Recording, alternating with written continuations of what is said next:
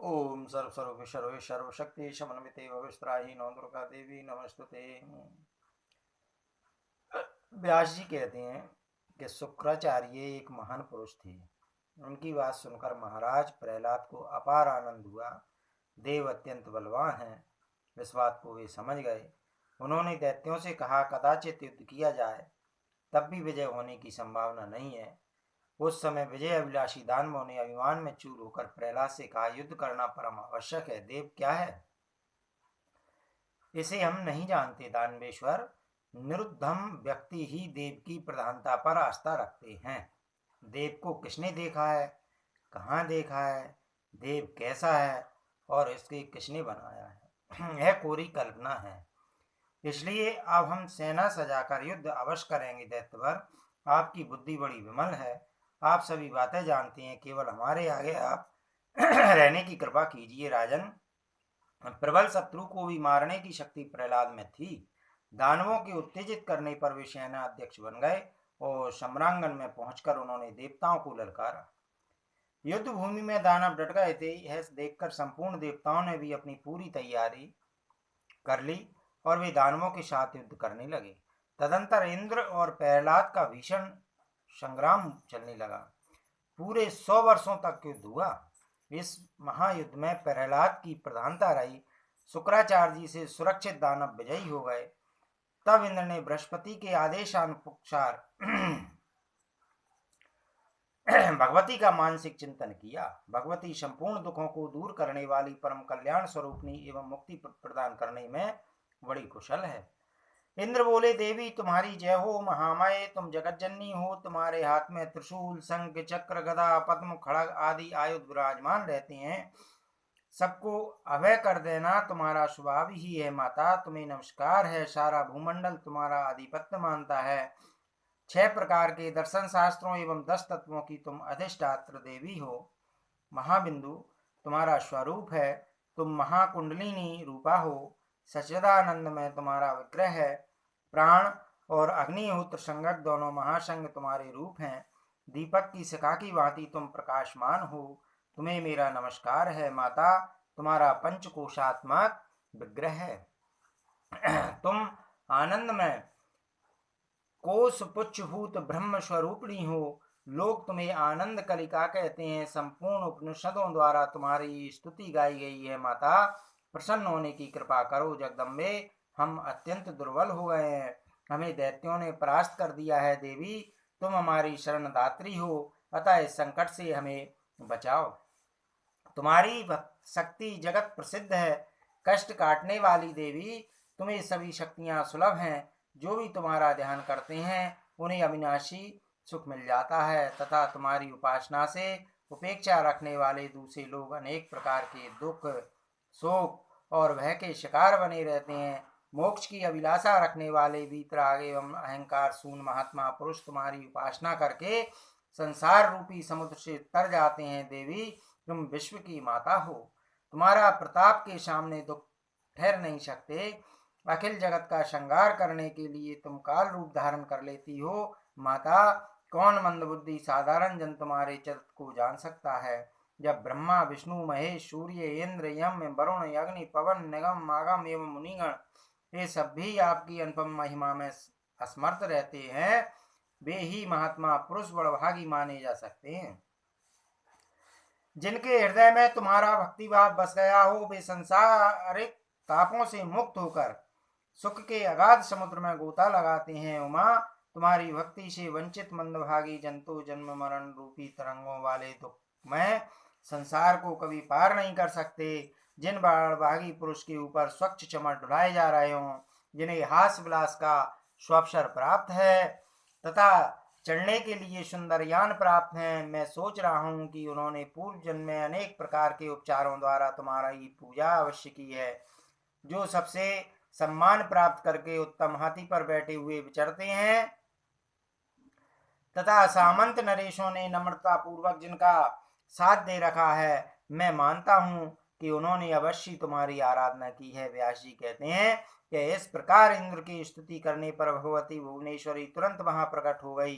उस समय वे सिंह पर सवार थी। उनका विग्रह 4 भुजाओं से सुशोभित था। शंख चक्र गदा और पद्म से उनके हाथ सुशोभित थे। सुंदर आंखें थीं, लाल वस्त्र पहन रखा था, दिव्य हार गले की शोभा बढ़ा रहा था, मुख पर प्रसन्नता की किरणें छिटक रही थीं। उन्होंने सुरगण से कहा, देवताओं निर्भय हो जाओ, अब मैं अवश्य तुम्हारा कल्याण करूंगी। यों कहकर अत्यंत सुंदरी भगवती दुर्गा सिंह पर बैठी हुई तुरंत वहां चल पड़ी जहां मत के अभिमान में चूर रहने वाले दानव थे।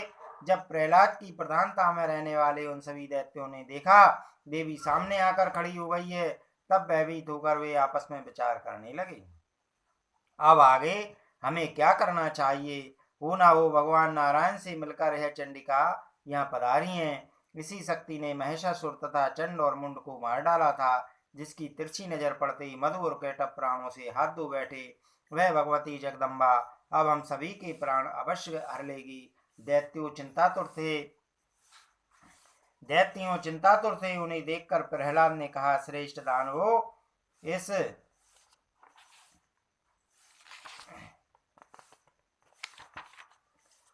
समय युद्ध करना ठीक नहीं है, हम भागकर यहाँ से चले जाएं।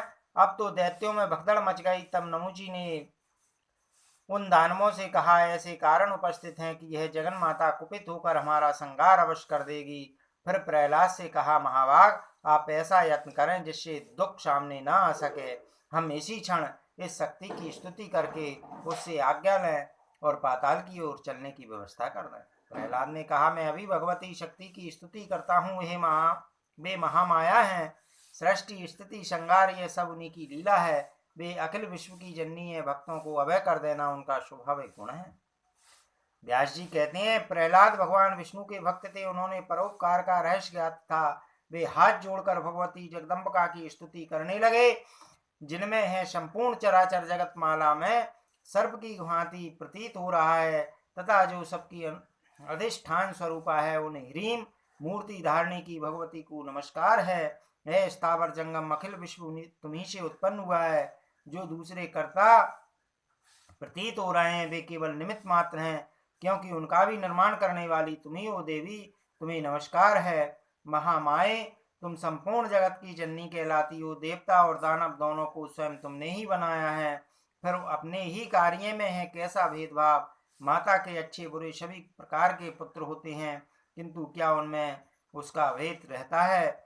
उसी प्रकार हम में और देवताओं में इस समय तुम्हारा भेद रखना अनुचित है। माता, दानव चाहे किसी भी प्रकार के क्यों ना हो, किंतु हैं तो तुम्हारे पुत्र ही, क्योंकि पुराणों में तुम्हें विश्व जननी माता बताया गया है।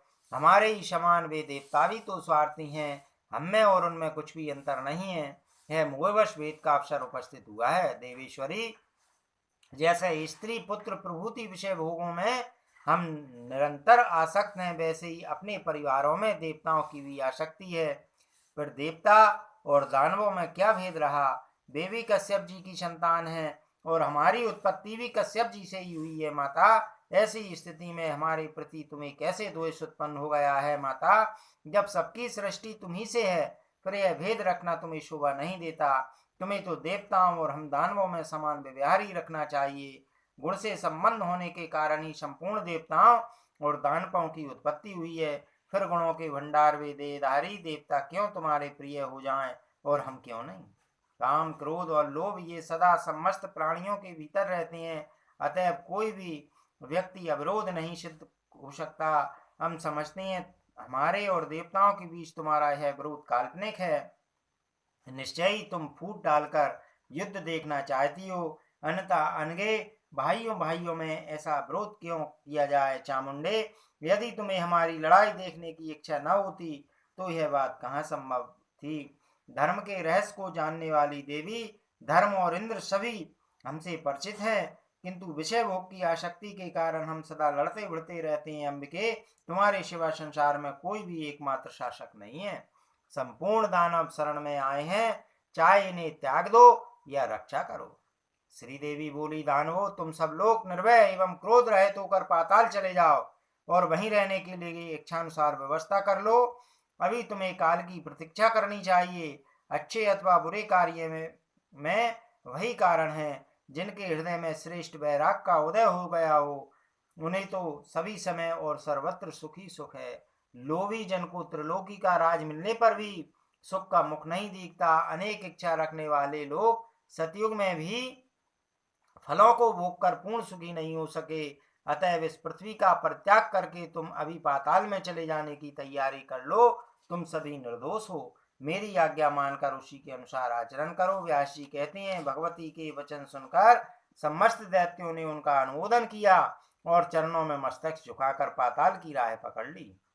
देवी ने उनकी रक्षा का भार अपने ऊपर ले लिया था। फिर भगवती अंतर्ध्यान हो गई और देवता भी अपने लोक को चले गए। उस समय देवता और दानव सब ने बैर भाव त्याग दिया। वे सुख से समय व्यतीत करने लगे। जो बड़भागी पुरुष इस परम पावन उपाख्यान को कहता अथवा सुनता है, वह संपूर्ण सुखों से छूटकर परम पद का अधिकारी हो जाता है।